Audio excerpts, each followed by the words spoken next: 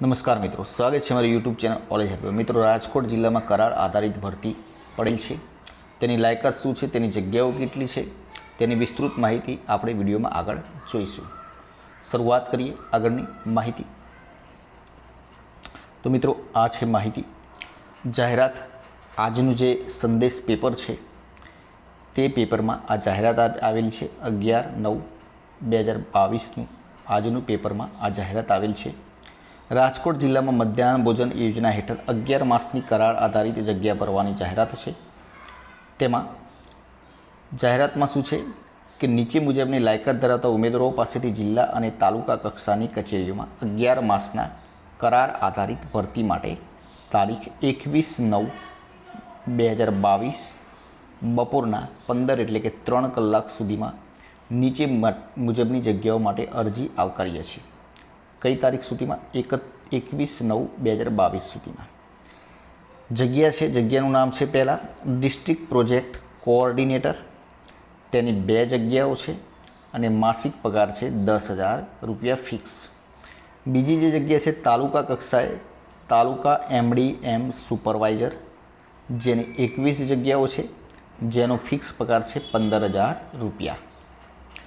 લાયકાત જોઈએ તો જિલ્લા પ્રોજેક્ટ કોઓર્ડિનેટર માટે જે લાયકાત છે એટલે કે ડિસ્ટ્રિક્ટ પ્રોજેક્ટ કોઓર્ડિનેટર માટેની લાયકાત છે તો માન્ય યુનિવર્સિટીમાંથી સ્નાતકની ડિગ્રી ઓછામાં ઓછા 50% ગુણ સાથે પાસ કરેલ હોવી જોઈએ.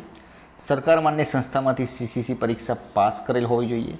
માન્ય યુનિવર્સિટીમાંથી MCAની ડિગ્રી મેળવેલ હશે તેવા ઉમેદવારને અગ્રિમતા એટલે કે તેવા ઉમેદવારને પહેલો ચાન્સ આપવામાં આવશે. જો એ ઉમેદવાર ન મળે તો આગળની આ લાયકાત માન્ય ગણવામાં આવશે. અનુભવની વાત કરીએ તો ડેટા એન્ટ્રી ઓપરેટર તરીકેનો ઓછામાં ઓછો 2 વર્ષનો અનુભવ ફરજિયાત. ડેસ્કટોપ પબ્લિકેશન DTP ઓપરેટર તરીકેનો પણ અનુભવ. આસિસ્ટન્ટ તરીકે વહીવટી કામનો અનુભવ હશે તેને અગ્રિમતા આપવામાં આવશે.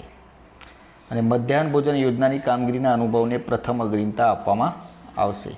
જેને આ યોજનામાં કામગીરી કરેલ હશે તેને પહેલો ચાન્સ આપવામાં આવશે.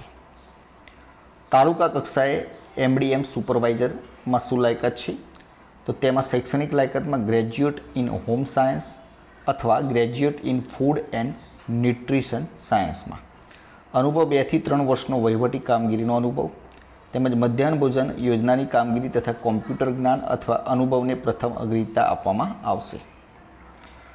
નિયત નમૂનાના ફોર્મ અત્રેની કચેરીએથી મેળવવાના રહેશે. ત્યાંની કચેરીએથી એટલે કે ત્યાંથી આ ફોર્મ મેળવવાના રહેશે. વયમર્યાદા છે અરજી કરવાની છેલ્લી તારીખે ઉમેદવારની ઉંમર 18 વર્ષથી ઓછી નહીં અને 58 વર્ષ કરતાં વધુ હોવી જોઈએ નહીં.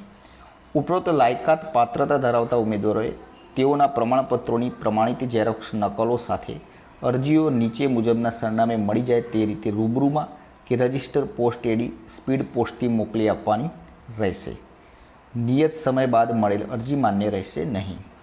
અરજી મોકલવા માટેનું સરનામું છે નાયબ કલેક્ટર શ્રી મધ્યાહન ભોજન યોજનાની કચેરી, કલેક્ટર કચેરી, 2જો માળ, જિલ્લા સેવા સદન, શ્રોફ રોડ, રાજકોટ. અને અહીંયા ફોન નંબર પણ આપેલો છે.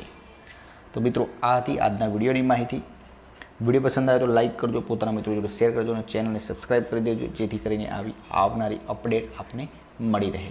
ફરીથી નવા વિડીયો સાથે મળીશું. જય હિન્દ, જય ભારત.